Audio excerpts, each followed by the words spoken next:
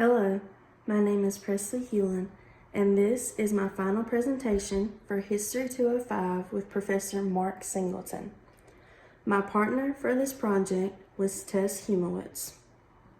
We chose to do our project on World War I and the propaganda that was used during World War I.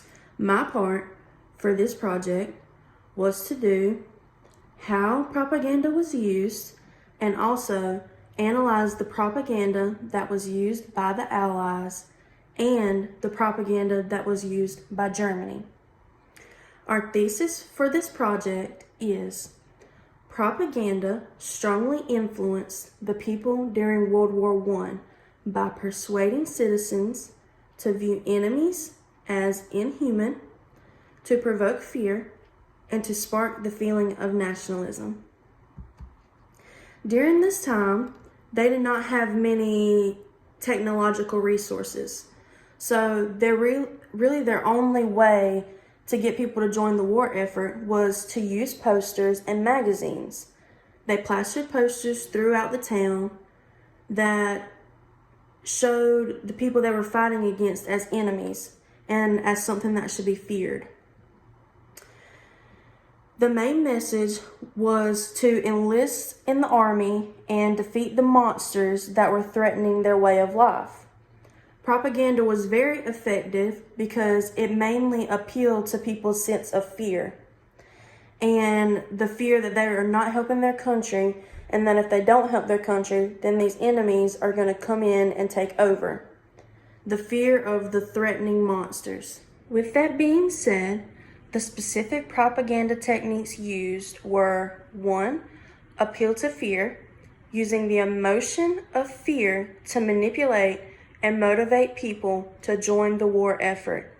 And 2. Name calling. The name calling they used assisted in invoking fear because they used negative connotations to describe the enemy. First, I'm going to talk about the propaganda posters that were used by the Allies. The first propaganda poster that I chose to analyze was this one.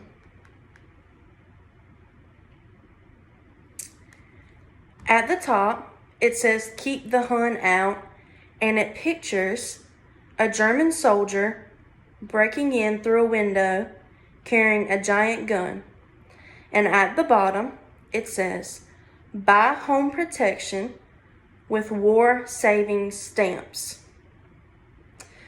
The purpose of this poster was to make Germans look like they were home invading terrorists, and that if you didn't buy these war-saving stamps and invest in the war, then eventually the Germans were going to take over and they were going to come into your house and harm your family.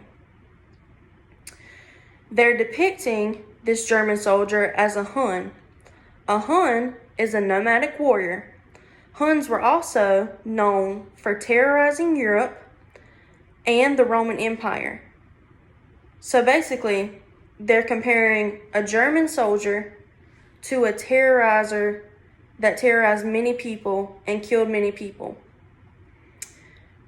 Because of this comparison, many of the people in Great Britain feared the German soldiers and contributed to the war effort. The second poster that was used by the Allies that I chose to analyze was this one.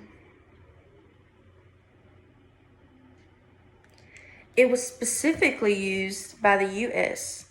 At the top of the poster, it says, "Destroy this mad brute. Enlist." And it pictures a giant, scary gorilla that looks like a monster and is carrying a baseball bat that, written down the baseball bat, it says "culture."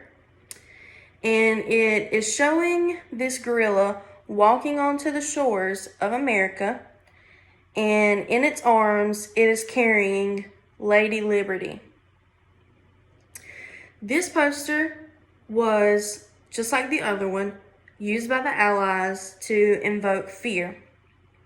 The purpose of this poster was to entice U.S. men to enlist for the war on these barbarians.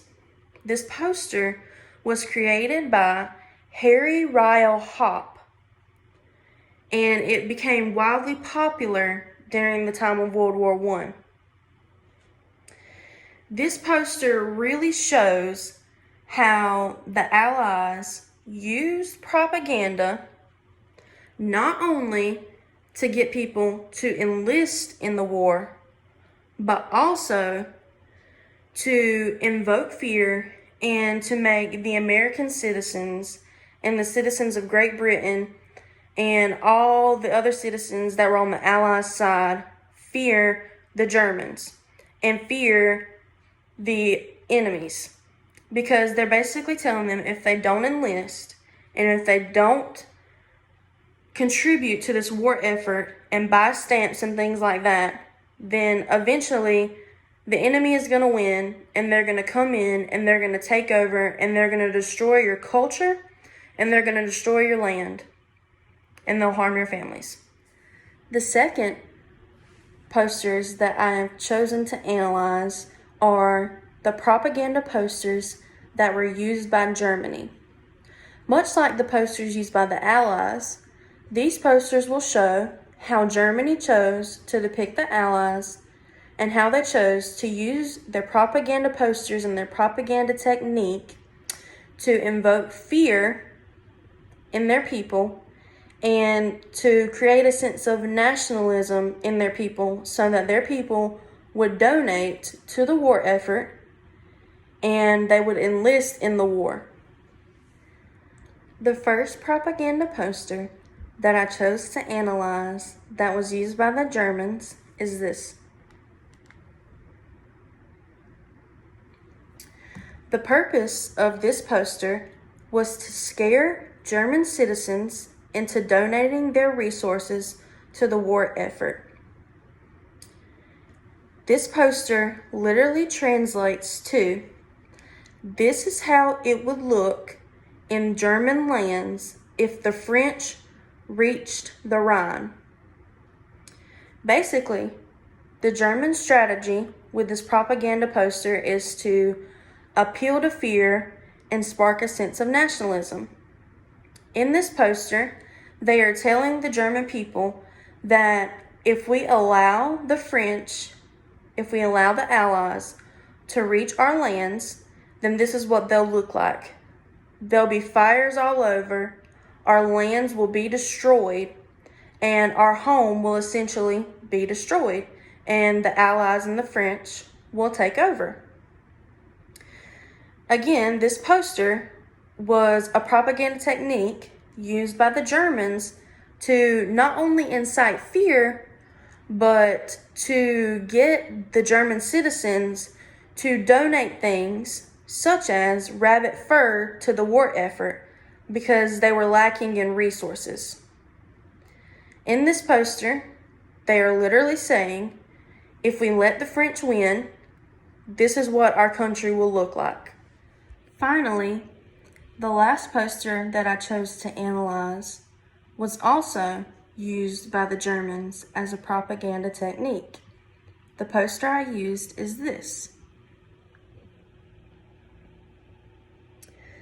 This poster shows a man who is blindfolded and he has a tight belt around his waist with a very heavy bag over his shoulder, and he's walking off the edge of a cliff into what looks like fire, and no one is stopping him. This was a poster used by the Germans to depict what would happen to the people if they let the Allies win. This poster literally translates to, what England wants, not only the belt of humiliation around your loins, no, to send you way down into the abyss. Are you tapping Michelle blindly towards your calamity, towards the curses of your heirs. Hold out and triumph, even if it's the last loaf. England down or disaster. So basically, the purpose of them creating this poster was to convince citizens to continue donating to the war effort, and in order for them to continue donating to the war effort, this would prevent the relentless British powers from destroying Germany.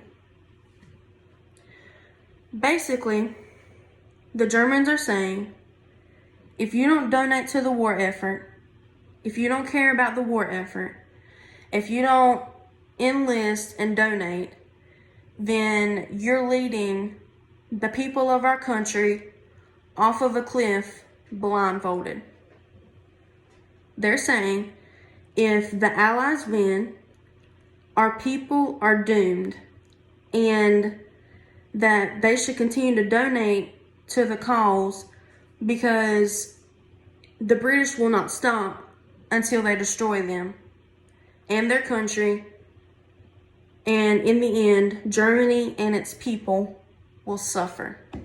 Lastly, I want to say again that this was my presentation for my History 205 final with Professor Mark Singleton.